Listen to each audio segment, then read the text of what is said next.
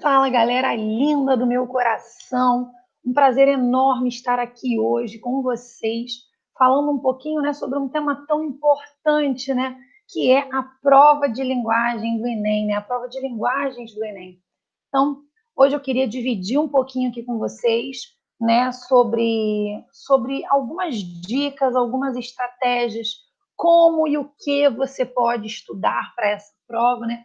Quais são as visões que devemos ter, quais são os conteúdos para os quais devemos olhar. Então, assim, eu espero que ao longo dessa live eu possa ajudar a nortear o estudo de vocês. É claro que nesse tempo que estaremos juntos, né, não será possível abordar todos os assuntos de língua portuguesa, de literatura, de arte. A gente sabe que o tempo não dá. Então, eu vou fazer o seguinte: eu vou dar foco naquilo que é importante, ou seja, a gente vai falar daquilo que é necessário saber para que você faça uma prova excelente, para que você tire uma boa nota, para que você consiga aí se dar bem, né, nessa reta final. O que a gente precisa fazer? Então, a partir de agora, embarca comigo nessa viagem, vamos olhar o Enem com outros olhos, vamos olhar para essa prova de uma maneira diferente, vamos ver o que é preciso ser visto, tá bom? E deixar de lado aquela preocupação, aquela dúvida. Caramba, já estamos aí aos 40 do segundo tempo, será que ainda há tempo de estudar? Então, o que eu devo estudar? É claro que dá tempo de você estudar, é claro que você consegue ver o que precisa ser visto. E é dessa maneira, né, que eu quero começar hoje com vocês. Eu quero mostrar o que você vai precisar estudar para que a prova de linguagens, ó, seja molezinha, tá bom? Vamos lá. Eu vou começar aqui a apresentação. Então, eu vou dividir com vocês a minha tela, combinado? Para que a gente possa caminhar, né, nesse contexto aí, né? Então, bora lá, bora lá, bora lá.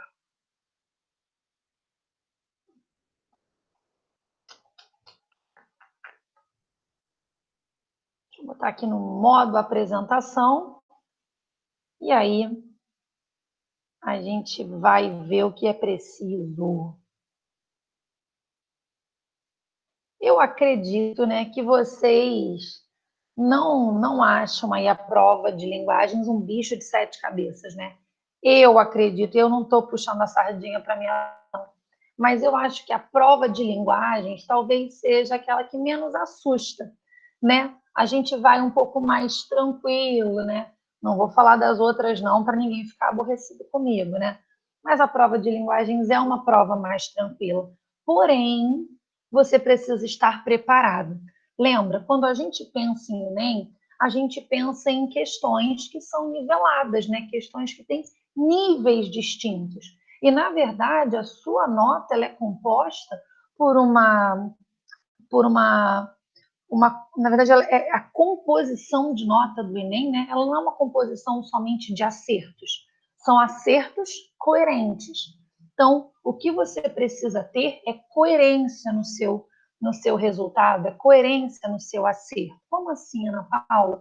Você precisa acertar questões fáceis para que você consiga acertar questões medianas e assim acertar questões difíceis.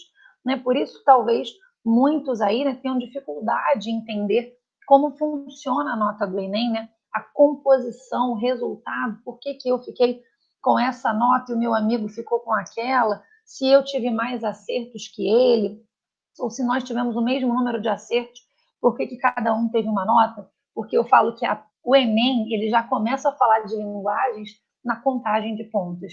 Né? O Enem ele exige coerência, que é um contexto de linguagens, a gente não pode deixar passar. Né? Então, você precisa ser coerente nos seus acertos. Você precisa caminhar numa sequência. Você precisa acertar, obviamente, as questões que são fáceis, você precisa acertar as questões de nível mediano e você precisa acertar as questões difíceis. E hoje o que a gente vai fazer aqui é isso, é ter um olhar diferenciado para esse nivelamento, para esses degraus que nós vamos subir aos poucos, combinado? Então, quando eu botei aqui ó, o top 5 do Enem, o top 5. Já viu que eu misturei as linguagens aqui, né? Eu já misturei um pouquinho. E é sobre isso que eu quero começar a falar com vocês. É sobre essa mistura de linguagens. Como assim? Entende aqui comigo. Eu resolvi dar um nome para essa aula de hoje. Eu chamei de Top 5 do Enem. Eu chamei de Top 5 por quê? Porque eu resolvi destacar os 5 conteúdos mais relevantes na prova de linguagens, códigos e suas tecnologias. Vocês vão ver o porquê dessa prova receber esse nome. Por que a gente não chama prova de português e literatura, né? Por que a gente não dá o mesmo nome que é dado na escola, né? Como é que funciona esse mecanismo? Então, você vai entender. A prova do Enem ela é dividida em áreas do conhecimento e a área de linguagens, né, a prova de linguagens, ela é composta, né, de vários assuntos, de várias áreas aí também, né? Então, a gente vai pontuar quais são essas áreas. Então, eu separei os 5 conteúdos mais relevantes, até para que a gente possa desmistificar aquela ideia de que Enem é só interpretação de texto. É facinho, chega lá, não preciso nem estudar. Então, a gente vai ver que não funciona desse jeito, tá? E aí, você vai ver esses 5 conteúdos. Eu sinalizei esses 5 conteúdos e eu vou provar para vocês, né, por que foram separados, por que eu destaquei esses conteúdos para serem vistos. A primeira coisa que você vai entender é que hoje, quando a gente faz alguma busca na internet, a gente consegue ter acesso a tudo, né? Então, se você colocar os conteúdos mais cobrados na prova de linguagens do Enem, vocês vão ver que haverá algumas inconsistências entre um site e outro. Eu estou falando de sites até confiáveis, tá, gente? Eu não estou falando de sites aleatórios, nunca vistos, enfim. Estou falando até de sites confiáveis. Você, às vezes, não consegue ter uma consistência. Ou seja, exatamente quais são os 5 conteúdos, quais são os 10 conteúdos mais frequentes. E sabe por quê? Porque, às vezes, essa definição de conteúdos, ela é um pouco... A própria definição, ela é inconstante. Tá? A própria definição, ela é inconstante. Às vezes, você acha que uma questão ela é somente interpretativa, mas você vê que há uma necessidade de um conhecimento gramatical embutido. Então, é sobre isso que eu vou falar também, né? Nós temos o hábito de pensar que eu vou chegar, eu vou ler a questão e é simples assim. Se fosse simples, todo mundo gabaritava, né? Porque minimamente os candidatos que fazem a prova do Enem, eles estão no ensino médio. Todos sabem ler, todos já sabem. Vou entrar naquele campo de leitura, interpretação, compreensão, lembra? Eu gosto muito de dar essa sinalizada, né? Que a gente tem 3 níveis. Eu costumo dizer que nós temos 3 níveis de leitura, né? O primeiro nível da leitura é o nível onde você decodifica as palavras, né? Você reconhece o significado das palavras. O segundo nível é o nível da interpretação. O nível da interpretação, ele diz respeito a uma linguagem que você consegue ler e entender as palavras unidas, né? Ou seja, uma frase, e você consegue, além de decodificar, você consegue juntar aquelas palavras e estabelecer um sentido para aquela frase formada. E o nível da compreensão, que é esse nível que a gente precisa alcançar, é o nível da leitura daquilo que não está escrito. É o nível de uma leitura que está nas entrelinhas. É o nível da leitura que depende, que parte do teu conhecimento de mundo. E aí vocês com certeza sabem disso, né? O Enem, ele exige, né, o conhecimento teórico atrelado a um conhecimento de mundo. Você sabe disso. Você que está se preparando, entende que você precisa conjugar essas 2 ideias. A teoria e como isso é aplicado. Ou seja, o que eu tenho de conhecimento teórico, científico, e como isso é aplicado na prática. E aí, esse é o nosso terceiro nível, né? Então, o primeiro nível é o nível da leitura, onde eu decodifico o significado de cada uma daquelas palavras. O segundo nível é o nível da interpretação, onde eu consigo juntar, né, aquelas palavras, eu formo uma frase coerente, eu entendo o sentido daquela frase. E o meu terceiro nível é o nível da compreensão, que engloba aquilo que você consegue depreender mesmo sem estar escrito, aquilo que você consegue depreender das entrelinhas. Então, esse é o nível do meu aluno que vai fazer Enem, esse é o teu nível a partir de agora. Se não era, vai ser a partir de agora. É o nível de compreender e de olhar para uma questão, mesmo uma questão de interpretação de texto, com olhos diferenciados, com olhos daquele que está preparado para fazer essa questão. Então, vamos seguir. Separei aqui para vocês, ó, vou riscando aqui, então percebam, acompanhem aqui comigo. Ó. A gente vai falar dos 5 conteúdos mais relevantes. Então, pega papel, pega caneta, pega teu caderno, anota tudo que eu vou falar e você vai ver o quão importante vai ser isso aqui. Então, vamos lá. A primeira coisa que eu quero saber é o seguinte: você sabe o que é cobrado na prova de linguagens? Você sabe quais são os conhecimentos que estão lá sendo exigidos dentro da prova chamada de linguagens, códigos e suas tecnologias? Então, vamos ver aqui. A prova de linguagens, né, ela engloba conhecimentos de língua portuguesa, literatura, tecnologias da informação e comunicação, língua estrangeira, artes e educação física. Então, efetivamente, eu não vou entrar nos conceitos de língua estrangeira e educação física, que não me cabem, mas os demais conceitos a gente vai falar, né? A gente vai trazer aqui para dentro do nosso campo de conhecimento.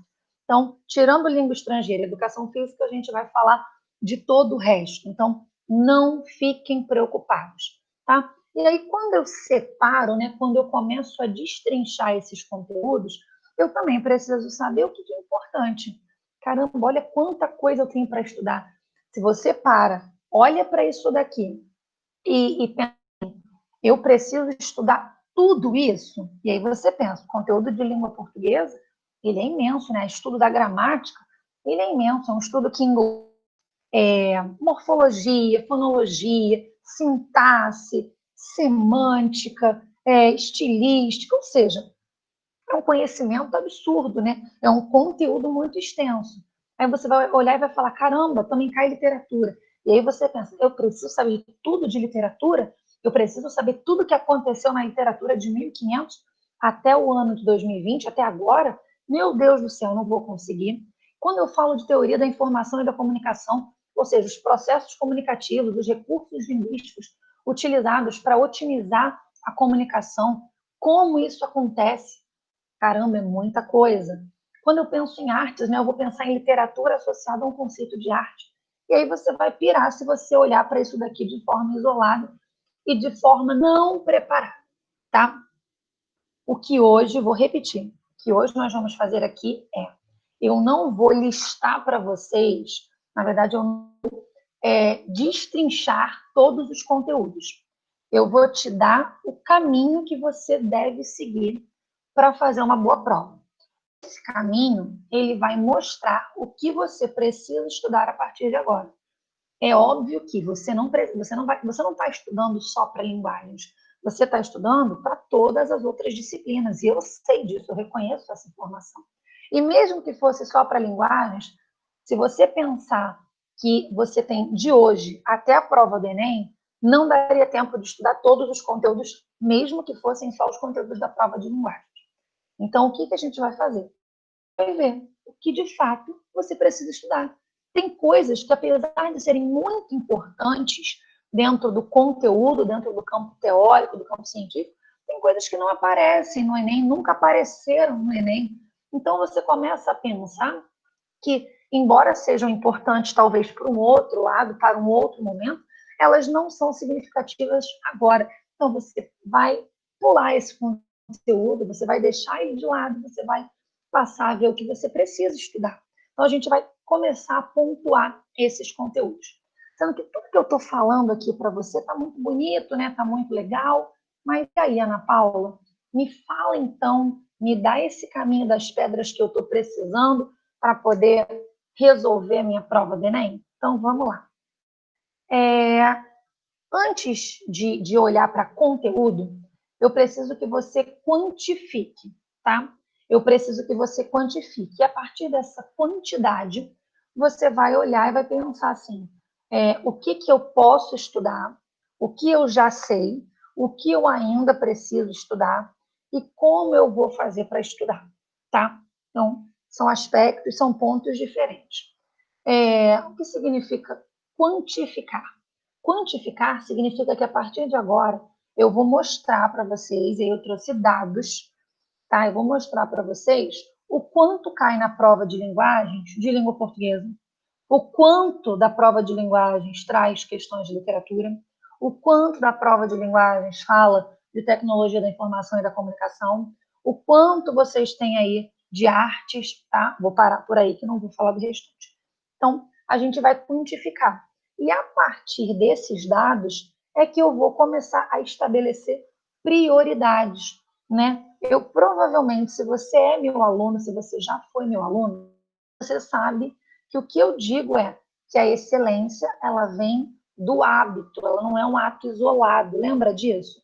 A excelência do hábito. Então, você vai se tornar proficiente nesse conteúdo se você tiver ou mantiver o hábito de estudar. E não é estudar tudo num dia, não é estudar tudo numa semana. É respeitar os seus limites e planejar o que você vai estudar.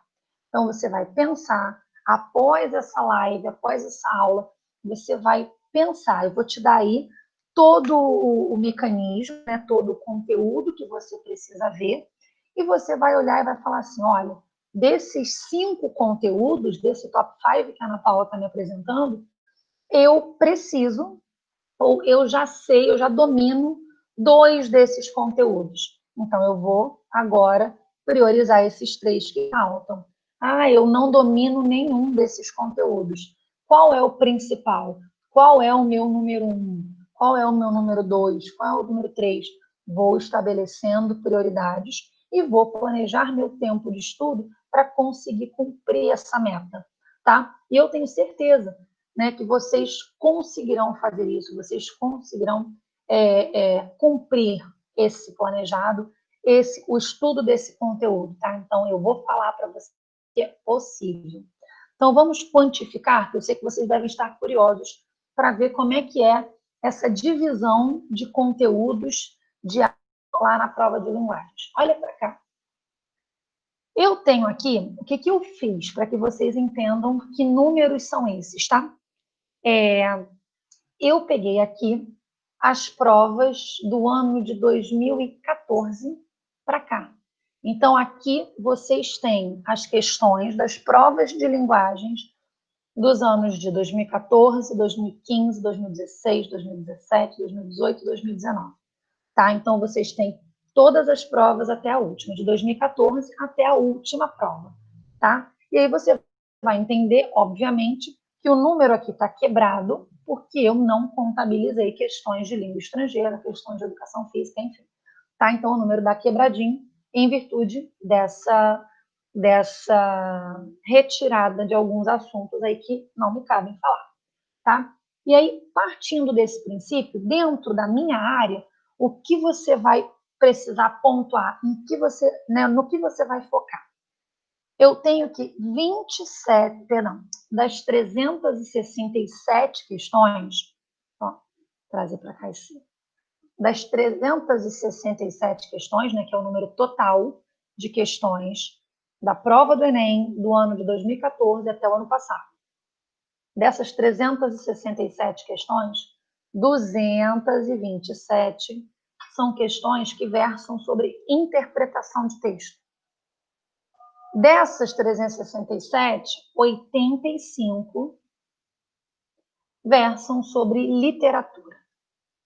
Dessas 367, 26 falam de assuntos relacionados à teoria da comunicação. 19 trazem assuntos tradicionalmente gramaticais.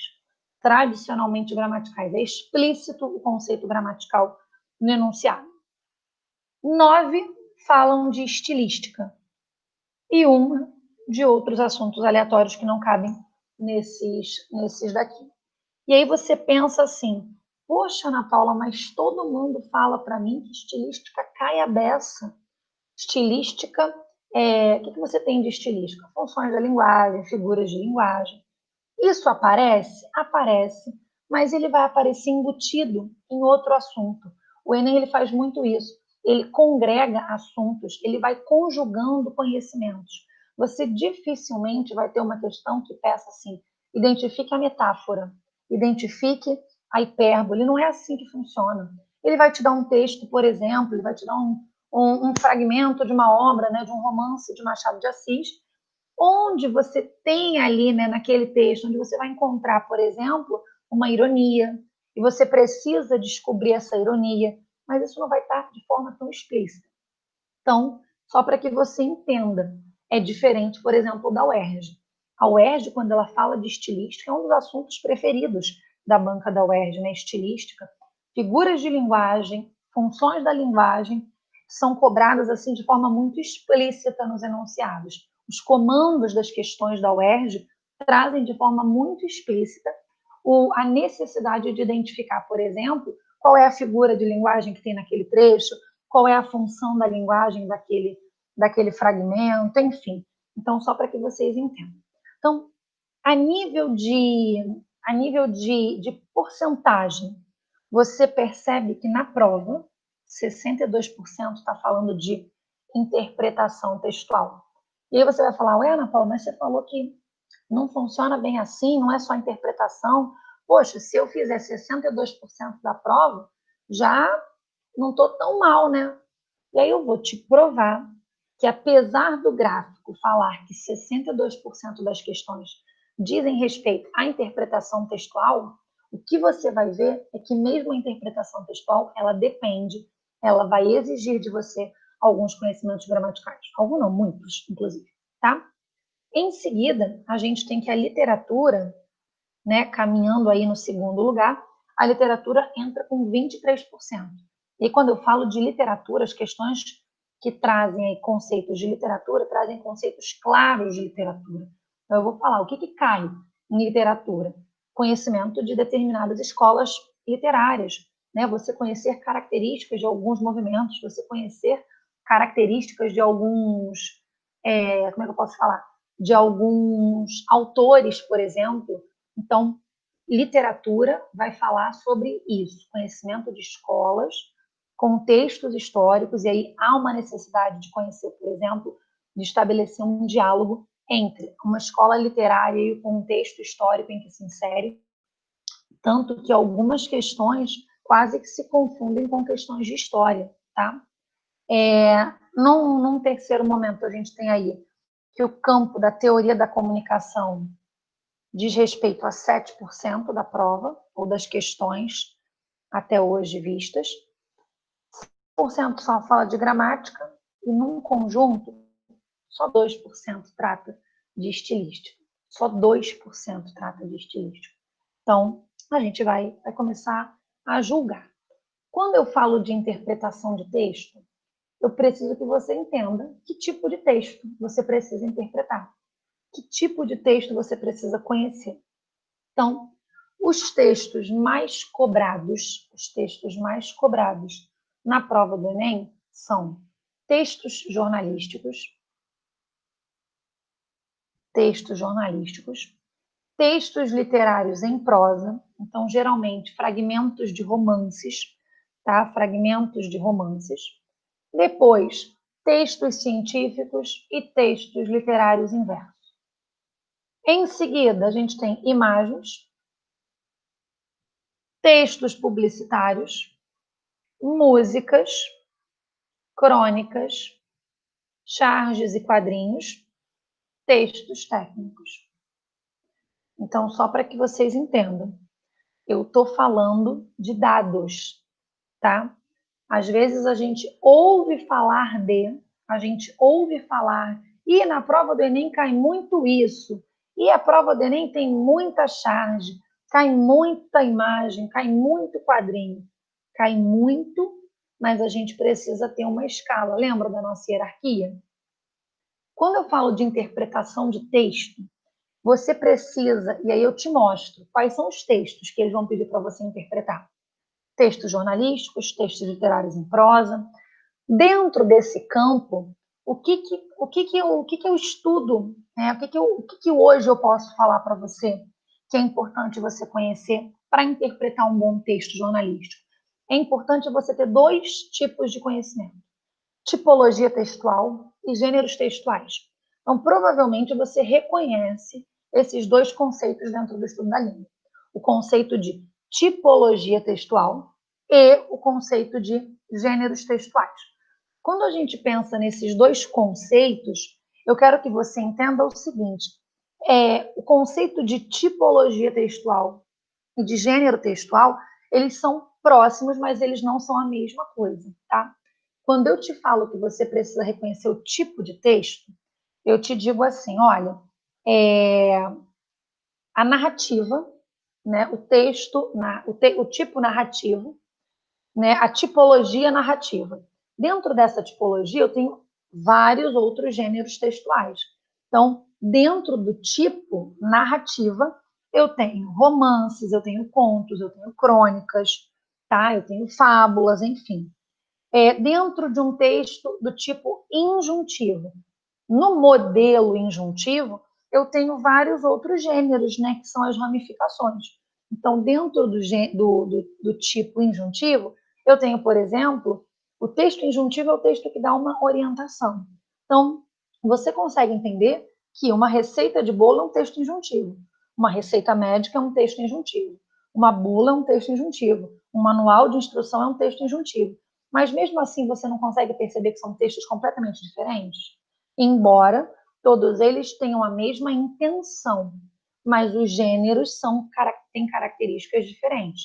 Então, quando você vai analisar um texto, você precisa olhar para esse texto com um olhar de conhecedor daquele tipo, daquele gênero. Quando você vai ler, por exemplo, um texto jornalístico, você não vai procurar num texto jornalístico metáforas, hipérboles, antíteses. Por quê? Porque o texto jornalístico tem como característica a objetividade, a clareza, né? A linguagem mais explícita, uma linguagem mais formal.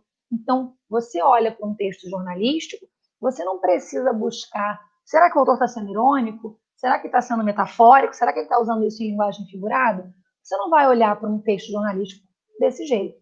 Agora, quando você olha para um texto em prosa, você já tem um olhar diferenciado. Você já precisa buscar nas entrelinhas algumas informações.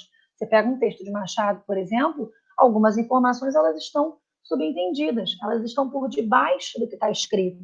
E aí você precisa ter uma atenção, você precisa ter um olhar diferenciado para esse tipo de informação. Quando você pega, por exemplo, né, um texto inverso, um texto literário inverso, você precisa ter um olhar ainda mais apurado para as questões subjetivas, né, para os elementos de subjetividade, para os elementos denotativos. Então, assim, cada modelo ele vai exigir de você um olhar diferenciado, um olhar diferenciado. E em cada modelo você vai encontrar estruturas linguísticas diferenciadas, né? Em um você vai encontrar uma maior objetividade, então um texto jornalístico é um texto de objetividade, que você vai procurar no texto o onde, o como, o porquê, o quando, tá vendo? Então você vai encontrar no texto jornalístico informações que são dados, que são mais precisas. Enquanto num texto em prosa, você às vezes tem uma mistura de descrição com narração, você tem diferentes focos narrativos, você tem subjetividade, você tem um olhar talvez mais apurado para o campo da linguagem figurada. Então, você precisa apurar o seu olhar para isso. Num texto, por exemplo, num texto publicitário, o texto publicitário tem uma característica específica, né? Ele tem uma função de linguagem específica, o texto publicitário ele tem a intenção de ser voltado para o leitor, não é isso? O texto publicitário ele precisa vender, ele precisa divulgar, ele precisa trazer à tona características de um produto, de um serviço, de uma marca, de uma empresa, enfim. E isso faz com que você tenha um olhar apurado para aquele tipo de texto, tá? Então, é isso que você precisa. Então, qual é o texto que você tem que olhar? Quais são as características que você tem que saber? principalmente texto jornalístico e texto literário em prosa. E aí, esses textos em prosa, eu vou te falar quais são os autores que você vai olhar, tá? Eu vou te falar já já quais são os autores que você vai olhar com mais cautela, perceber, estudar o estilo, tá? Então, se atentem a essas questões. Então, a gente entendeu que, nesse campo, os textos jornalísticos, eles estão aí ganhando ali disparados, né? É um pouco mais equilibrado, a gente tem um equilíbrio um pouco maior, né? Texto jornalístico 25%, não é como aparece ali no outro gráfico, né? Texto jornalístico 25%, outro 20%, textos científicos 13%, textos literários inverso ali muito próximo também 13%, enfim, né? Textos com imagens, né? Leituras e interpretações de imagens 9%, textos publicitários, músicas, crônicas, charges e quadrinhos e textos técnicos, embora todo mundo ache que o Enem só traz charge e quadrinho, né? Mas, enfim, deixa lá, deixa quem gosta de falar isso, deixa falar, porque aí a gente sabe, esse daí não entende nada de Enem, né? Esse daí não conhece muito bem a prova. E aí a gente deixa que ele é concorrente, né? Deixa para lá. O que eu preciso também olhar agora? Então, no campo da interpretação, eu vou dar foco em texto jornalístico e textos literários em prosa. No campo da literatura, o que eu vou olhar? Né? Dá para estudar tudo de literatura? Dá para eu estudar de quinhentismo até literatura contemporânea? Não dá, e eu digo mais, não precisa. Não dá e não precisa. Por que não precisa? Eu vou te situar da seguinte maneira. Quando você for estudar literatura, faz o caminho oposto, tá? Em vez de começar do quinhentismo para a literatura contemporânea, começa no caminho contrário. E aí você vai chegar ao que eu preciso, tá vendo? Olha para cá. Os assuntos, né, em ordem de importância, eles estão da literatura contemporânea para o pré-modernismo, tá vendo? Então, assim, o que você precisa olhar com mais carinho? Vai estudar literatura? Olha literatura contemporânea. Vai falar de literatura? Vai estudar um pouquinho de literatura? Olha para uma literatura que está mais próxima da gente. O Enem, ele gosta disso. O Enem, ele tem uma linguagem que é muito próxima, né, do nosso contexto. Então, nada melhor do que trazer uma literatura que também esteja mais próxima do nosso contexto. A literatura contemporânea, ela tem uma linguagem mais simples, mais acessível, mais plausível dentro do que a gente consegue compreender do nosso conhecimento de mundo, porque muitas coisas vistas na literatura contemporânea nós vivenciamos ou ouvimos falar de tempos bem próximos. Então, é importante você entender o porquê da literatura contemporânea ter esse destaque no Enem. Tem destaque porque os textos que são mais recentes são textos mais acessíveis. E o Enem é a prova da acessibilidade, gente. O Enem é a prova que busca, né, trazer o candidato para, ou melhor, trazer a teoria e a ciência para próximo do nosso contexto de mundo, da nossa vivência, enfim. No segundo momento, você vai estudar modernismo. Então, das 98 questões de literatura que já apareceram no Enem até agora, né, de 2014 para cá, 40%, 44% literatura contemporânea. Então, você vai começar a estudar literatura contemporânea. No segundo momento, você vai estudar modernismo. E aí eu vou te dar uma dica, tá? Quando você... E depois, no terceiro momento, vem para cá, pré-modernismo. Você vai entender por que eu pulei teoria literária. Eu vou te explicar. A ideia de estudar contemporaneidade, modernismo e pré-modernismo, ela está associada. Vou te falar por quê. Esses movimentos, né, eles têm características e formações muito parecidas. Então, são movimentos que, diferente do que eram vistos, né? Do que era visto, melhor dizendo, do que era visto no início da nossa caminhada literária, que, por exemplo, Quinhenti surge barroco, aí o arcadismo vem para contrariar quinhentismo, aí vem romantismo, o romantismo contraria o arcadismo, aí vem o realismo contraria o romantismo. A gente começa a entender a partir do movimento que não é uma escola literária, é um período de transição, lembra disso? A partir do pré-modernismo, as características elas não vão sendo necessariamente opostas, elas vão se complementando, os poetas, os autores desses movimentos, em vez de ficar brigando ou contrariando, se opondo ao que veio antes, eles buscam melhorar. E essa melhora não necessariamente é uma oposição, não necessariamente é contrariar ou brigar com o que veio antes. Muitas vezes eu posso aprimorar.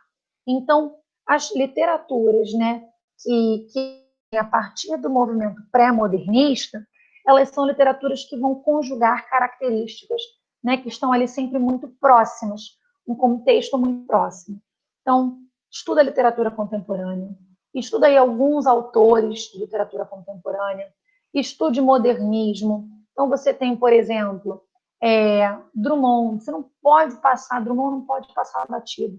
Ele cai em quase toda a prova. Rubem Alves, você não pode deixar de falar dele. Por quê? Porque é um autor que é muito cobrado, tá? Dentro de pré-modernismo, dentro ainda de modernismo, toda a prova quase tem Graciliano Ramos. Toda a prova quase tem Graciliano Ramos ou João Cabral de Melo Neto, ou os dois. Tá? Então, assim, dentro de pré-modernismo, quem você vai olhar com mais atenção? Pré-modernismo, dentro de modernismo, quem você vai olhar com atenção? Você vai olhar Carlos Drummond de Andrade, principalmente para você estudar poesia. Na prosa, você vai olhar 3 grandes autores. O primeiro deles, Guimarães Rosa. O segundo, Graciliano Ramos. O terceiro, João Cabral de... Então, na literatura modernista, olha para esses 3 autores, tá? A literatura contemporânea ela é muito mais ampla, né? A gente tem aí autores menos famosos e que aparecem. Mas você, como eu disse, é uma literatura que é mais acessível, que está mais próxima da gente. Então, mesmo que você não conheça o autor, fica mais acessível a compreensão, tá bom? Em seguida, preciso ficar estudando barroco? Preciso ficar estudando arcadismo? Não, tá? O romantismo, simbolismo? Não, não preciso. Parnasianismo? Não, não preciso. Aqui essas 5 versam muito mais sobre realismo e naturalismo, tá? Eu recomendo. Conseguiu estudar literatura contemporânea, modernismo e pré-modernismo? Vai lá em realismo e naturalismo, importante, porque às vezes você tem um diálogo entre textos que vai trazer aí algumas correntes realistas, né, alguns aspectos do realismo e do naturalismo. Em seguida, cai gramática? Olha o que cai de gramática. Olha como é que aparece. Eu tenho 6, né? Lembra lá no início daquelas 367? Daquelas 367, 23 trazem a gramática pura e aplicada. 23 trazem gramática pura e aplicada. 6 vão falar de verbos, 6 dizem respeito ao vocabulário, 5 trazem claramente morfologia, 5 falam de sintaxe e 1 falou de ortografia. Aí você vai falar assim, então eu posso deixar a gramática de lado. E é agora que eu quero desmistificar algumas coisas para você. Você não pode deixar a gramática de lado. Por quê? Porque naquele bolo lá atrás, de 227 questões de interpretação de texto, eu vou te mostrar que nesse grupo está a gramática. Eu só interpreto bem um texto se eu reconheço algumas ferramentas linguísticas, alguns recursos linguísticos que constroem o texto que ajudam na progressão temática, que me dão coerência. Então, a gente vai entender isso a partir de agora. Não adianta eu ficar falando se nós não visualizarmos, se nós não levarmos isso na prática, né? A gente já entendeu. Então, não ache que esse gráfico aqui, ele é ele é exato, tá? Ele não é, ele é subjetivo, tá? Vocês vão ver a partir de agora. E aí, como que eu vou te falar isso? Porque eu destaquei, eu selecionei para nós fazermos, né, para nós refletirmos sobre aí algumas questões que estavam destacadas como questões de interpretação de texto. Então, eu trouxe para vocês questões que estavam lá contabilizadas como questões interpretativas e que, na verdade, você só responde se você souber gramática. Se você souber, por exemplo, pontuação, se você souber reconhecer a relação entre as orações, se você sabe reconhecer, por exemplo, elementos de coesão. Então, vamos partir, né? Estou falando muito. Vamos ver questão, que é o que a gente gosta, né? Então, vamos lá. Opa, peraí. Então, será que é só isso? Será que saber esses dados é o suficiente? E aí, o que vocês acham? É o suficiente saber isso? Claro que não é suficiente, não é suficiente, tá? Mesmo para interpretar, e é aí que vai morar o diferencial, o teu diferencial, para que você chegue até a prova de linguagens e você saiba o que fazer. Você não se veja perdido. Entenda, a prova do Enem, ela é um teste de resistência, tá? Ela é uma prova cansativa. A prova de linguagens é uma prova cansativa. Todas as questões têm textos diferentes. Você não vai ter, por exemplo, um texto para usar em várias questões. Não é esse o modelo Enem. A prova do Enem, para cada questão, ela traz um texto. E às vezes são textos longos, tá? Em que você, quando para pensar tecnicamente, você percebe que essa história de ter 3 minutos por questão é desumana. É uma história desumana, é uma realidade aí que é quase que uma tortura, né? Mas você vai caminhar, você vai conseguir resolver as questões no tempo, né, hábil. Vamos lá. Então, mesmo para interpretar, é fundamental reconhecer e dominar ferramentas linguísticas. Como? Vamos ver? Olha o que eu botei aí para vocês. Vamos ver? Então, lembra disso, mesmo para interpretar, é fundamental reconhecer e dominar ferramentas linguísticas. E aí, aquele carinha que acha que nem é só interpretação de texto vai ficar lá para trás, enquanto você está saindo a léguas na frente dele. Então, olha para cá. Essa daqui é uma questão dita interpretativa, tá? Ela é uma questão que lá naquele gráfico constava como uma questão de interpretação textual. Eu queria que vocês analisassem junto comigo essa questão. Ela diz assim, vou ler com vocês a questão, tá? É um texto de Graciliano Ramos, lindíssimo, inclusive, é lindíssimo, né? A escrita dele é fascinante. Então, para quem não conhece depois, leia. Existem, né, textos dele que são maravilhosos. Então, vamos lá. Certa vez, minha mãe sussurrou-me com... Perdão. Certa vez, minha mãe surrou-me com uma corda nodosa, que me pintou as costas de manchas sangrentas. Moído, virando a cabeça com dificuldade, eu distinguia nas costelas grandes lanhos vermelhos. Deitaram-me, enrolaram-me em panos molhados com água de sal. E houve uma discussão na minha família. Minha avó, que nos visitava, condenou o procedimento da filha, e esta afligiu-se. Irritada, ferira-me à toa, sem querer. Não guardei ódio à minha mãe. O culpado era o nó. Olha que poético aí. ele apanhou da mãe com uma corda nodosa, uma corda cheia de nós. E ele ainda assim, de forma muito inocente, de forma muito sublime, ele diz ao final: não guardei ódio à minha mãe. O culpado dele ter, né, das costas ficarem manchadas de sangue, da costela ficar com lanhos vermelhos, o culpado era só o nó da corda, né? Então, olha a que ponto, né? Olha como a escrita é tão delicada, a escrita de Graciliano Ramos. Então, vamos lá. Sou apaixonada pelos textos dele, então, assim, eu ficaria aqui falando horas sobre esses textos. Mas vamos ao que interessa. Então, a gente viu que tipo de texto é esse? É um texto narrativo, não é? Ele está te contando uma história, ele está te contando um caos, ele está te contando um fragmento de uma lembrança que ele tem, de uma memória que ele tem da infância. Ponto, isso ficou claro? Ó.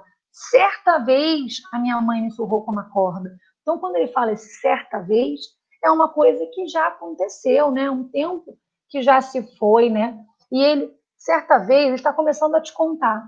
E depois, quando você percebe, ele começa a te contar e ele quase volta ali, né? Aquela circunstância. Você quase acha que está acontecendo naquele momento. Olha, eu distinguia nas costas os lanhos vermelhos.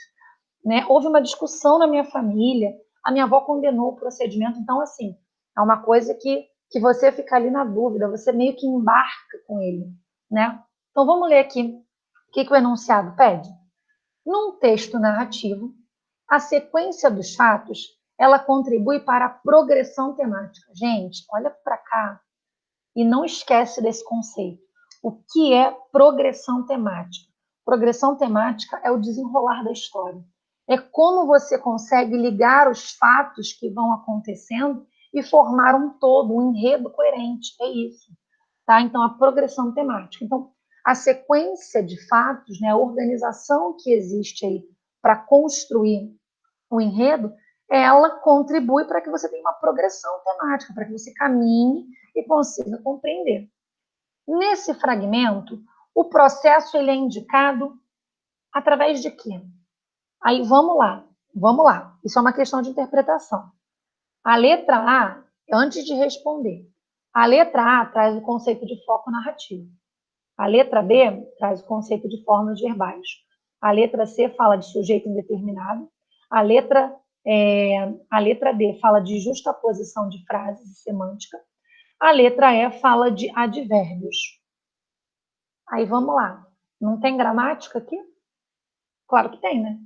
Se eu não sei o que é foco narrativo, se eu não sei o que é um sujeito indeterminado, se eu não entendo nada de verbo, se eu não sei o que são frases justapostas, eu não sei o que é um advérbio, eu não saio daqui. Eu não saio do lugar. Então, fala para mim. Num texto narrativo, a sequência dos fatos, ela contribui para a progressão temática. E nesse fragmento, o processo é indicado, ou seja, eu caminho através de quê, gente? Fala comigo. Uma narrativa, ela é composta de fatos, e os fatos são dados pelas ações. Então, a minha mãe me surrou, né? A corda me pintou as costas, eu distinguia, deitaram-me, enrolaram-me, houve, visitava, condenou, afligiu, feriram-me. Não guardei. Fala comigo. Toda a progressão temática ela é dada pelo quê, gente? É pela alternância das pessoas do discurso que determinam o foco narrativo? Não. Embora você compreenda que, a princípio, ele parece crescido e ele conta, né, algo do passado, ao mesmo tempo que ele vai se misturando como esse personagem que volta quase a ser um menino. Mas não é, o foco narrativo não se altera. Desculpa. Na letra B, a utilização de formas verbais? Claro, gente. Quando você estuda verbo, qual é o conceito que o professor te ensina de verbo? Ele te fala que o verbo ele serve para quê? Para indicar uma ação, não é? Uma ação, um estado, um fenômeno da natureza. Então, o verbo ele é responsável por te indicar uma ação. Né? Existe até um texto Eu agora não estou me lembrando do autor, e ele se chama Rotina de um Empresário. E ele começa assim, é um texto todo construído só com verbos. Acordou, levantou, abriu, lavou, banhou, nananã. Ele é um texto só construído, você consegue caminhar por toda a rotina daquele indivíduo só pelo verbo. Então, gente, quando eu falo de progressão temática, eu falo de fato, eu falo de ação. O que determina as ações? Os verbos. O que determina a narrativa? Gente, é uma sequência de verbos. A narração, gente, ela é uma sequência de ações, ela é uma sequência de fatos. Então, eu sei o que é uma narrativa quando eu conheço as características de um texto narrativo. Eu sei que a indeterminação do sujeito não tem nada a ver com isso. Eu sei que não é o advérbio que está induzindo a isso. Eu sei que não é a justaposição de frases que está induzindo a isso, gente. Eu sei que o que determina uma narrativa é a sequência de ações. O que faz uma narrativa progredir é a sequência de fatos, é a sequência de ações. E as ações são determinadas pelo verbo, letra B. Ok? Entendeu como é que funciona isso? Vamos seguindo aqui. Próxima questão. Aí já é uma questão, né, do Chico Buarque de Holanda. Então, olha que lindo. É um fragmento aí de uma música do Chico Buarque que diz assim, a música se chama, né, Querido Diário. Hoje topei com alguns conhecidos meus, me dão um bom dia, e na música ele fala bom dia, me dão um bom dia, cheios de carinho. Dizem para eu ter muita luz, ficar com Deus, eles têm pena de eu viver sozinho. Hoje, aí depois, né, ele corta um trecho da música e vai ao final, que diz assim, hoje o inimigo veio me espreitar, armou tocaia lá na curva do rio, trouxe um porrete a mó de me quebrar, mas eu não quebro porque eu sou macio, viu? Então, olha isso, gente. De novo, é uma questão de interpretação. Contexto de literatura contemporânea, que tem uma linguagem super simples, super acessível, super atual. E aí, olha para cá e fala assim, o título do texto, né, que é o título da música, é Querido Diário. Querido Diário. Fala comigo. Querido Diário. Gente, o que é um diário? Quando eu penso na característica do gênero diário, quando eu escrevo um diário, eu escrevo para quem? O diário é para o outro? O diário eu vou enviar para alguém? O diário eu estou preocupada com o meu leitor, com o meu interlocutor? Então, vamos lá. Se eu reconheço a característica inicial desse gênero textual, que é o diário, né, que é um texto quase que autobiográfico, se eu reconheço o que é o gênero diário, eu marco isso daqui tranquilamente.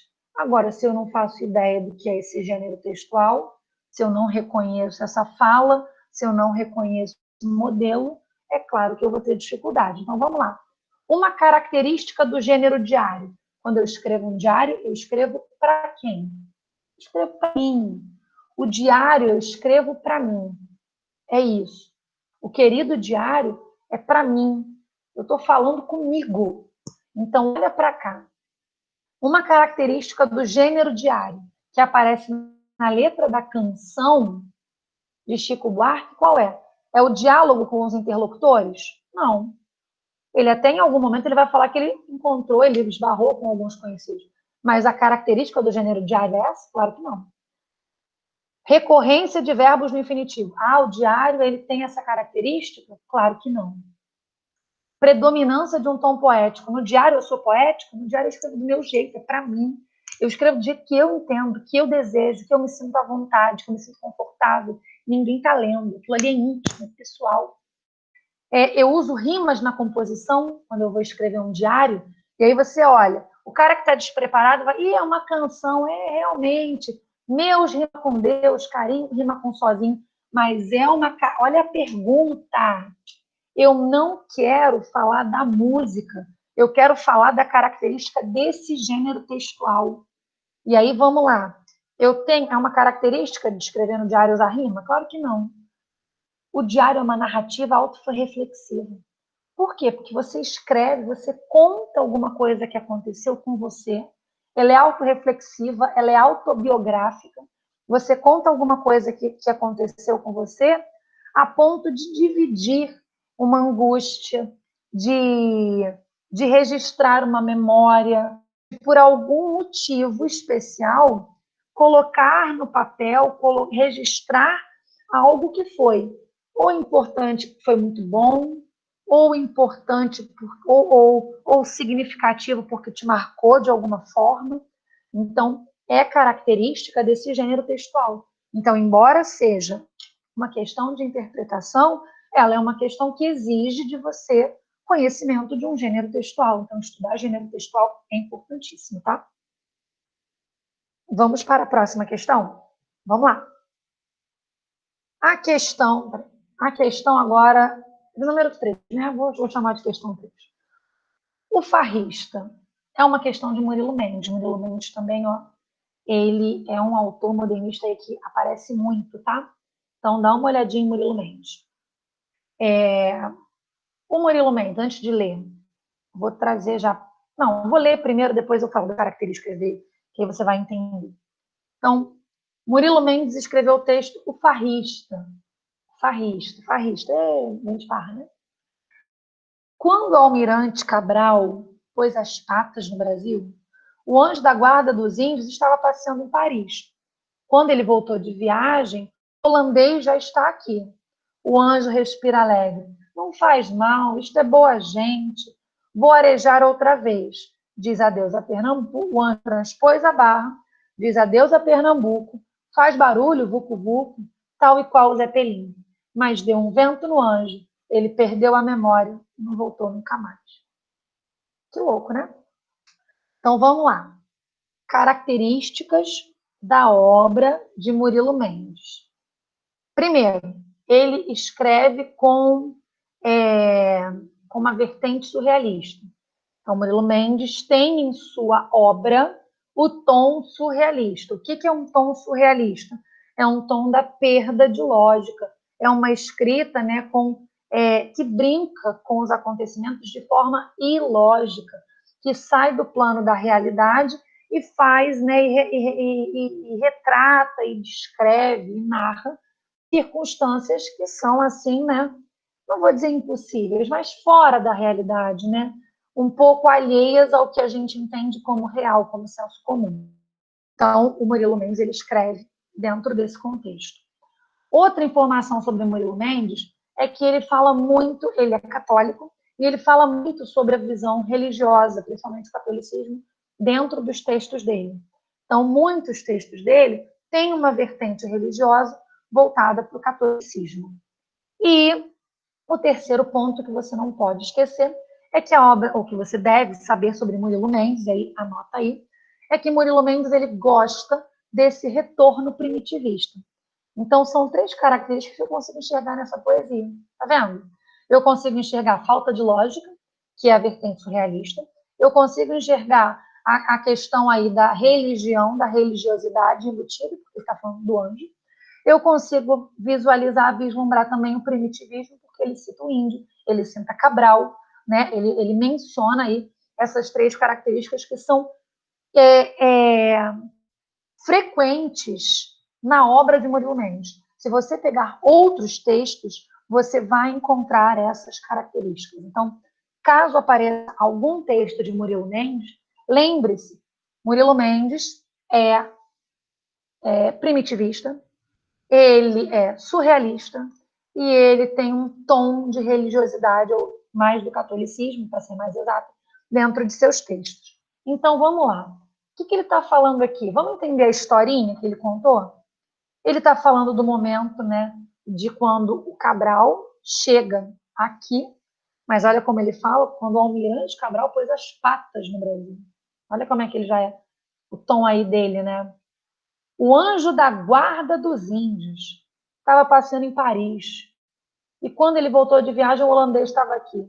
Mas o anjo respirou alegre e foi arejar outra vez. Ele é farrista, lembra? É o farrista. Quem é o farrista? É o anjo. É o anjo que não está nem aí para proteger os seus, os seus pupilos, aí, os seus protegidos, né, aqueles que deveriam estar sob seus cuidados. Então, é um anjo que tá cuidando de nada nem de ninguém, né? Achou que estava tudo bem, pegou, ó, voltou, não estava aqui quando chegou, né, quando devia, veio ver o que estava acontecendo, não viu importância e foi embora outra vez. Então, é um anjo bem farrista, né? Então, vamos lá. A obra de Murilo Mendes situa-se na fase inicial do modernismo, cujas propostas estéticas transparecem no poema por um eu lírico que configura um ideal de nacionalidade. Ele está falando de um ideal de nacionalidade? Não. Ele remonta ao colonialismo assente sob um viés iconoclasta. Ele remonta ao colonialismo? Remonta. Olha aqui, o período da colonização. Ele fala do Cabral. Ele está falando do Cabral, ele está falando dos índios, ele está falando, sim, do período, né, da colonização. Colonialismo aqui é o período da colonização. Sob um viés iconoclasta, totalmente. O anjo vai embora, não cuida de quem tem que cuidar. Né? O anjo larga aí todo mundo, completamente aí, né, despreocupado, rejeitando essa religião, esse aspecto aí, sob um viés iconoclasta? Claro que sim. Ou seja, aconteceu isso no Brasil, por quê? Porque a gente estava largado aí, né? Essa é a visão dele. Então, letra B faz todo sentido? Faz. Vamos marcar aí a letra B. Aí, na C, só para você entender, repercute manifestações do sincretismo religioso? Ele está falando de alguma mistura de religiões? Nenhuma. Ele só fala do anjo. Fala de Deus. Ponto. Descreve a gênese de formação do povo brasileiro? É esse o aspecto? Ele está falando da gênese de formação do povo brasileiro? Não. Ele promove inovações no repertório linguístico? Trouxe alguma coisa aqui? Não. A estética que se transparece e que é característica, tá, da fase inicial do modernismo, lembra? Os manifestos da primeira fase modernista, que buscam um primitivismo, mas um primitivismo reflexivo, né? A gente tem aí essa primeira fase que que remonta a história sobre um outro olhar, um olhar mais crítico, com um olhar, né, que antes era unilateral, agora um olhar diferente, né, um olhar oposto. Então, se você entende isso, e se você reconhece Murilo Mendes dentro desse conceito, desse conteúdo de modernismo, você mata essa questão também, tá bom? Então, aí, fizemos. Vamos para a próxima. Mais um texto aí que diz assim, ó. Morder o fruto amargo e não cuspir, mas avisar aos outros o quanto é amargo. Cumprir o trato injusto e não falhar, mas avisar aos outros o quanto é injusto.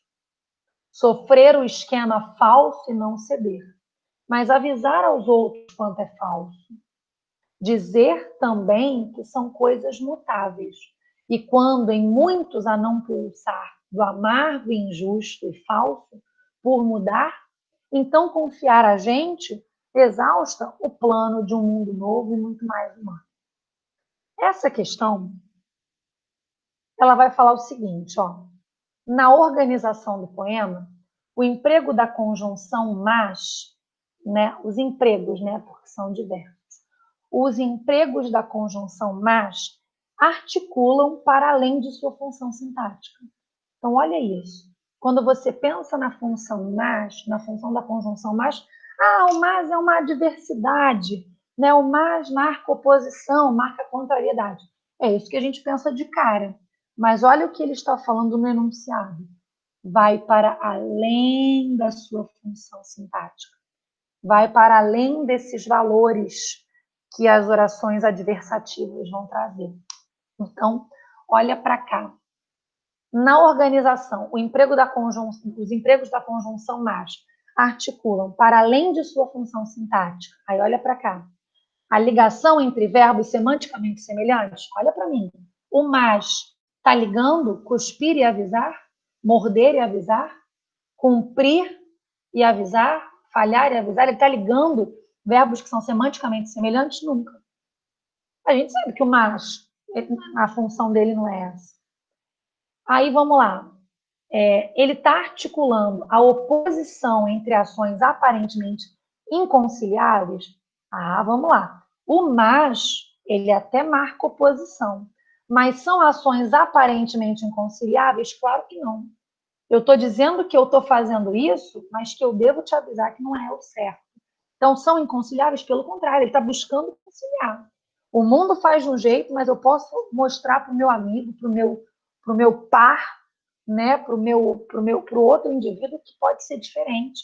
Então, são aparentemente inconciliáveis? Não. Mas o cara que não está preparado olhou para a palavra oposição e falou: mas era oposição, a professora sempre falou. Aí ele vai lá e marca. Mas aí ele esqueceu que o mas, nesse texto, não está marcando ações aparentemente inconciliáveis.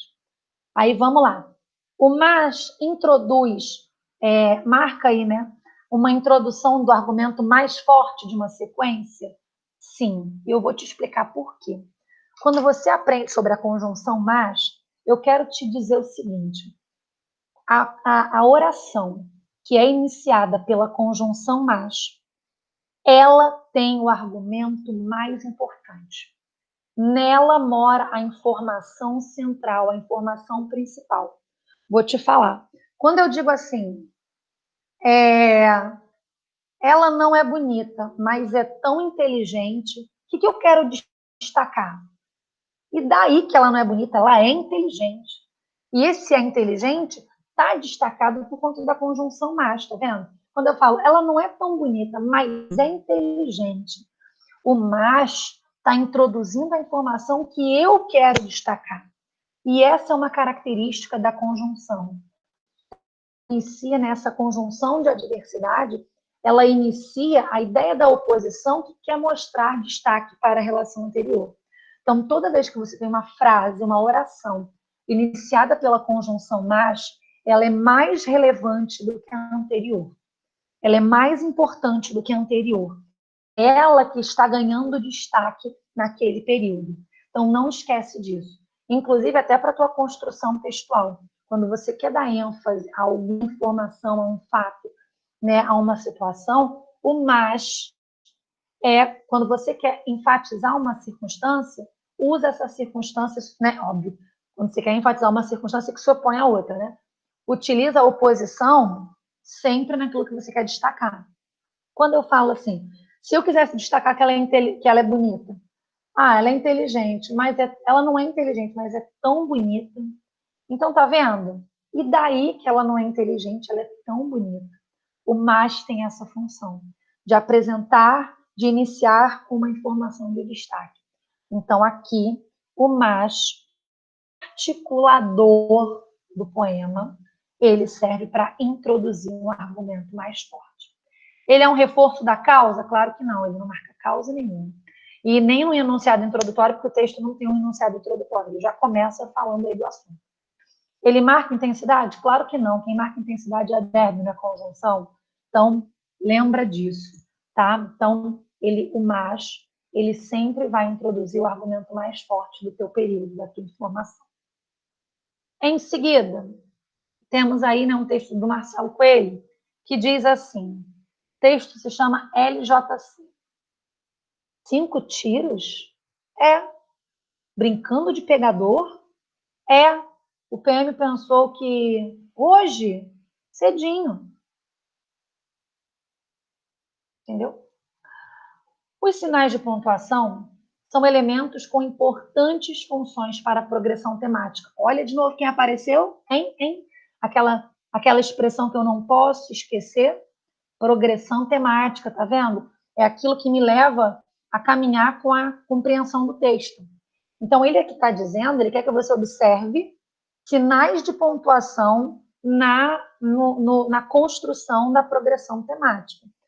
E aí ele fala assim, nesse mini conto, as reticências foram utilizadas para indicar, aí antes de falar sobre o assunto, vamos entender o que é um mini conto? O mini conto é um texto que diz muito sobre o que não está dito. Ele diz muito porque ele exige do leitor que o leitor complete as lacunas, as ausências que o texto apresenta. Então, quando você lê isso daqui, você entende assim, 5 tiros? Brincando de pegador? O PM pensou o que o PM pensou? Fala comigo. Eu falo para você que o Enem exige conhecimento de mundo, não falo? Então me responde agora. No teu conhecimento de mundo, conhecendo as inúmeras circunstâncias que nós temos aí noticiadas, embora isso não seja uma notícia, seja um conto, tá? Um mini conto, quase crônica. A gente, pelo conhecimento de mundo que a gente tem, o que eu completo aqui? E o PM pensou o quê? Então, se foram 5 tiros, o PM pensou que esse menino era um bandido. Ponto final. Você precisou ler isso ali? Você precisou, aquilo precisou estar escrito? Não. Você não entendeu pelo teu conhecimento de mundo? Foi isso que aconteceu? Você e o outro interlocutor do diálogo, tanto que ele não pergunta. Pensou o quê? Tá vendo? Ele não continua o diálogo perguntando, ele já emenda pegando outra, querendo outra informação. Hoje é cedinho. Então, vamos lá. Essas reticências, essa marca de pontuação que colabora com a progressão temática, ela foi usada para quê? Para indicar uma fala hesitante? Ele não quis dizer? Tem certeza? Claro que não.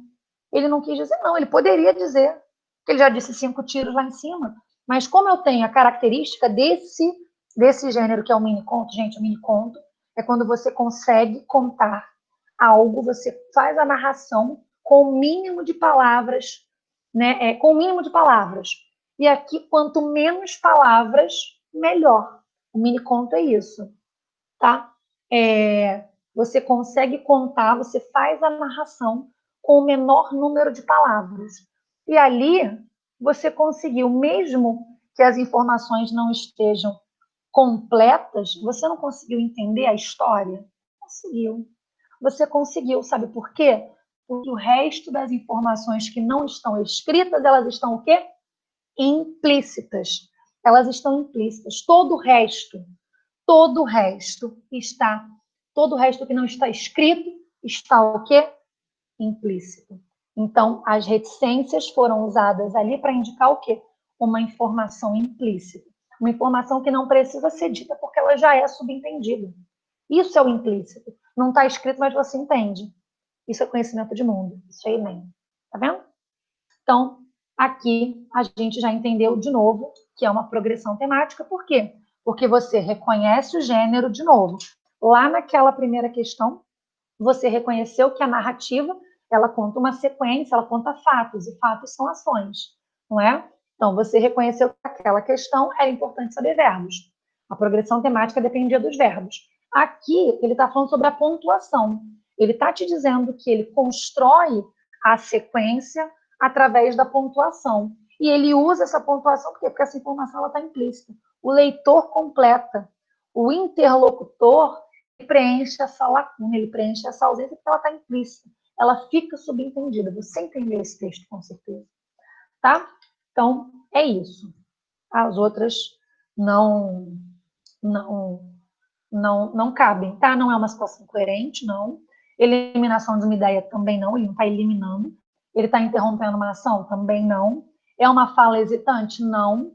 Né? Mas eu poderia pensar que é... Sabe por que você não poderia? Porque você vê que o texto continua. Existe uma sequência, o texto progride. Então, ele não hesitou. Se ele hesitasse, o outro perguntaria, tá, mas pensou o quê? Né? Quando você usa que as redes sociais, elas também podem marcar, né, uma ideia aí, né, essa hesitação. Mas você vê que o texto progrediu. Se ele progrediu, não houve essa pausa para hesitar. Houve ali o uso da pontuação, porque a citação, porque a informação já estava subentendida. Isso está claro para você? Está entendendo como é que é o Enem? Está conseguindo olhar para a questão diferente agora? Entender o que é progressão temática? Isso cai muito. Entender que a progressão temática ela depende de conhecimento de gênero e tipologia textual. Então, você já sabe dois. Gênero, tipologia, isso cai muito. E isso está onde? Na interpretação de texto. Vamos lá. Olha essa próxima questão aqui. O surrealismo, e aí, de novo, conhecimento de artes, tá? Conhecimento de artes, e que também configura as vanguardas europeias. Não deixe de estudar vanguarda europeia, não, tá? Estuda vanguardas europeias, isso vai aparecer na tua prova do Enem, tá? Eu gosto de falar assim, eu não tô achando, não, eu tô te afirmando que vai aparecer uma questão, pelo menos, de vanguarda. Sempre tem. Vamos à questão aqui. O surrealismo, e apareceu ali um, apareceu ali um xizinho que está fora do lugar ali, fora do prumo ali. Mas esquece aquilo ali. O surrealismo configurou-se como uma das vanguardas artísticas europeias do início do século XX. O que era o surrealismo? Eu falei lá para você que o Murilo Mendes era surrealista. Eu acabei de te mostrar que o surrealismo é uma vanguarda europeia onde há a quebra da lógica, né? Aquilo que quebra a expectativa, que quebra a razão, que sai do comum, que sai do real, né? Que vai para um outro plano, daquilo que sai do que é esperado, do que é possível. Então, eu acabei de te dar características do surrealismo que a gente viu lá em Murilo Mendes, tá vendo? Aí olha para cá. Agora, lá a gente viu no texto, aqui a gente está vendo na imagem. Então, lá estava na arte da literatura, aqui está nas artes plásticas. O surrealismo configurou-se como uma das vanguardas artísticas europeias do início do século XX. Ok. René Magritte, pintor belga, apresenta elementos dessa vanguarda em suas produções. Ok. Um traço do surrealismo presente nesta pintura ou nessa pintura, qual é, gente? Fala aí para mim. O que a gente tem? Olha, a cena o nome do texto é A Reprodução Proibida. Um homem está de frente para o espelho e olha a imagem que ele vê, isso está à direita. Isso é o que a gente espera que aconteça quando a gente, né, se coloca diante de um espelho. Quando eu estou de frente para um espelho, eu vejo a minha nuca? É? Então, olha para cá. O que você consegue pensar? Lê comigo aí. Essa imagem é surrealista. Sabe por quê? Porque ele justapôs elementos que são o quê? Possíveis. Elementos que não vão acontecer. Né? Essa imagem ela jamais vai ser dentro do campo da nossa realidade, ela jamais seria projetada, gente. Quando eu olho para o espelho, o que aparece é a minha face, não a minha nuca. Então, fala comigo. Quando eu tenho. Vamos analisar as alternativas? Então, o surrealismo configurou-se como uma das vanguardas artísticas europeias do início do século XX, e um traço do surrealismo que está presente nessa pintura é o quê? A justaposição, vamos analisar, a justaposição de elementos díspares, de elementos distintos, diferentes, observados na imagem? Claro, claro, os elementos aqui são díspares, são contraditórios, são distintos. Né? Eu tenho a justaposição de elementos que são distintos, que não é o esperado, gente. Sim, essa já é a minha alternativa. Mas vamos entender as outras? Crítica ao passadismo exposta na dupla imagem do homem olhando sempre para frente. É isso que eu quero criticar? Eu tô criticando o passadismo, né, numa imagem de um homem que sempre olha para frente, ele não pode olhar para trás? Não. Isso daqui seria uma vanguarda futurista. Construção da perspectiva apresentada na sobreposição de planos visuais? Isso aqui seria um texto se ele fosse cubista. Processo de automatismo indicado na repetição da imagem do homem? Isso também seria futurista. Procedimento de colagem identificado no reflexo do livro no espelho? Não, isso seria dadaísmo. O processo da colagem é dadaísmo, né? A gente tem aí. Então, a única que configura o conceito de surrealismo, gente, eu podia até nem ter imagem, mas se eu estou falando de surrealismo, eu estou falando de elementos que não combinam, elementos que quebram a lógica, que saem do padrão, que saem do esperado. Então, são elementos díspares.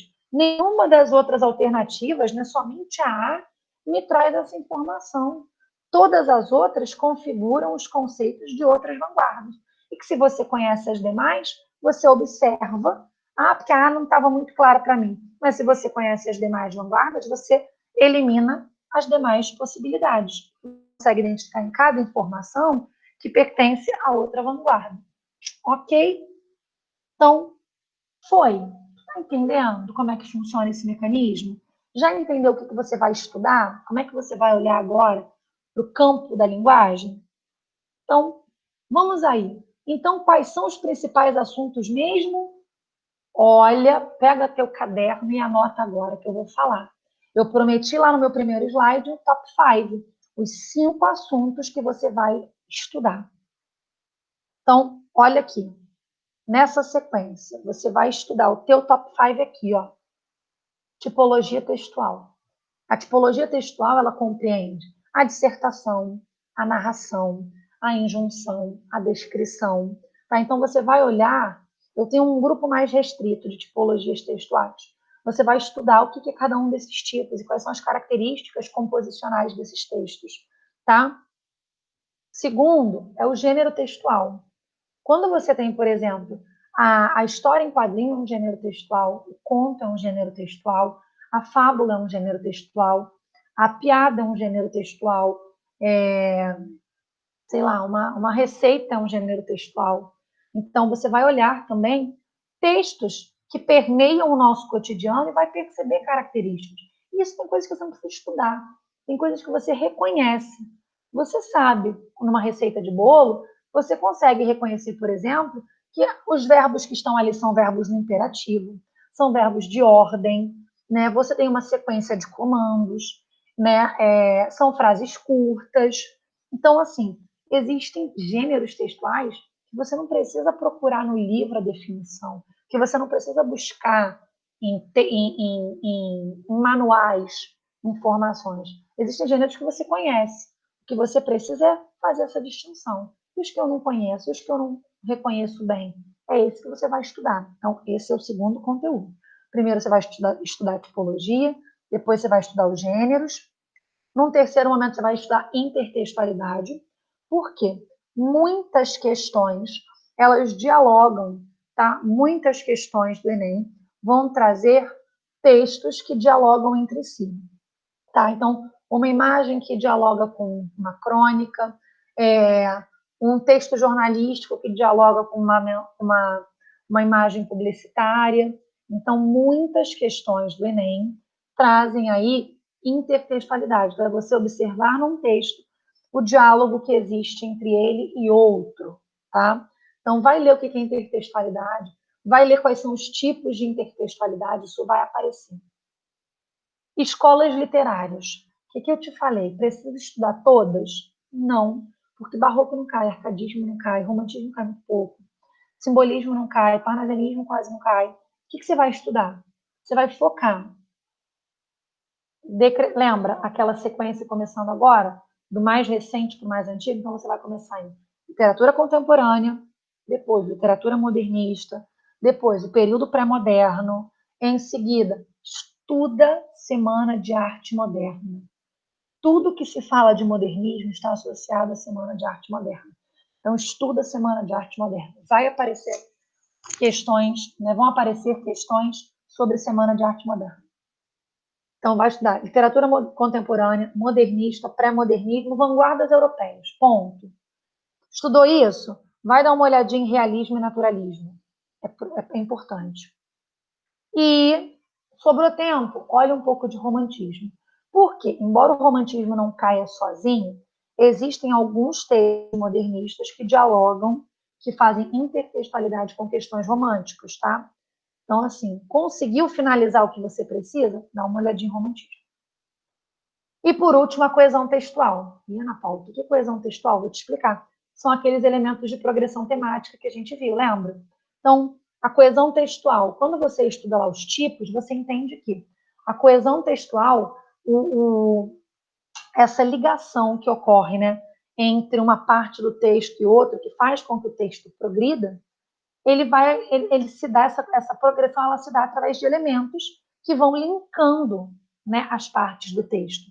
Que elementos são esses? As conjunções, né, os conectivos,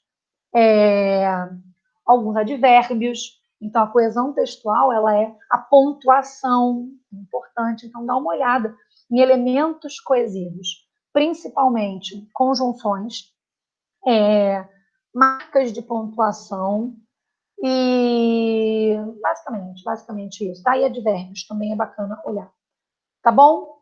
Então, queridos, obrigada por dividirem aqui comigo esse tempo, por estarem aqui dispostos a receber aí um pouquinho do que eu tenho aí a passar para vocês. Muito obrigada mesmo, de coração. Espero ter ajudado, espero que, sinceramente, as minhas dicas tenham sido significativas, sejam significativas para que você faça uma excelente prova, e eu tenho certeza que isso vai acontecer. Combinado? Então, galera, um grande beijo a todos, uma excelente prova, bons estudos, contem comigo, o que vocês precisarem, no que eu puder ajudar, pode chamar, pode contactar, estou aqui à disposição para ajudá-los aí a alcançar esse sonho, a alcançar essa meta e seguir nesse caminho que você está trilhando. Combinado? Amores, beijos, beijos, beijos. Fiquem com Deus e até a próxima, tá bom? Então, vou finalizando aqui, fechando os slides. E é isso, galerinha. Beijos. Tchau, tchau e até a próxima.